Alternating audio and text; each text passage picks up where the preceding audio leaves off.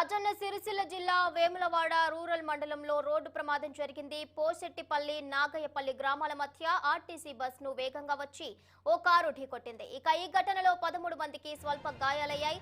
అదేవిధంగా బస్సు చక్రాలు ఊడిపోయాయి. పక్కనే పెద్ద బావి ఉండటంతో ప్రయాణికులంతా భయాందోళన చెందారు. వేములవాడ నుండి ఆర్మూరు వెళ్తున్న బస్సును కథలాపూర్ నుండి వేములవాడకి వస్తున్న బెలోనో కారు ఢీకొట్టింది.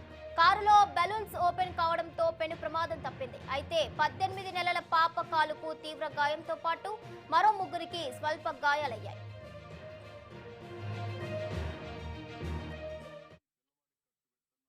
థర్డ్ గేర్స్ మార్చలే అంత లోపల ఇట్లా వస్తుంటే ముంగడ షో దాటిన తర్వాత ఆయన వచ్చేసి ధన్మన్ సౌండ్ రాగానే నేను పరేషన్ అయిపోయినా. అయితే చూసేసరికి ఏమన్నా హౌసింగ్ కూసిపోయింది, నా బండి అటు కంట్రోల్ అయిపోయింది.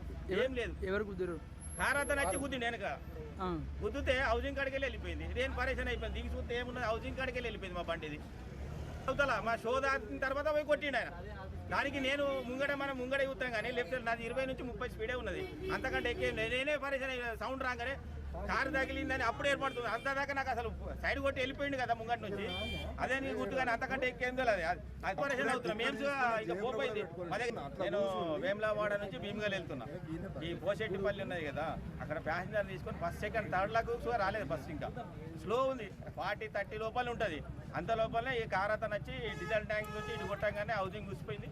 దాంట్లో ఇక నేను ఏం చేయలేకపోయినా బట్టి ఆగిపోయింది బస్సు. బస్సులో ఎంతమంది ప్రయాణికులు?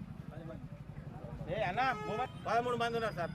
దాన్ని వాళ్ళని ఎక్కించుకొని నేను స్లోగానే వస్తున్నా. ఆయన అంత లోపల వచ్చి ముంగట షో దాటిన తర్వాత వచ్చి కొట్టిండు. మన ముందర ఉంటే ఏమైనా కంట్రోల్ చేయొచ్చు. ఎవరు బస్సులో ఉన్న వాళ్ళు అంతా క్షేమం. బస్సులోకి ఉన్న ప్యాసింజర్కి ఏం కాలేదు. మరి కారు ఉన్న వాళ్ళు కూడా మరి మేము ఏమి చూడలేము. అక్కడ ఉన్న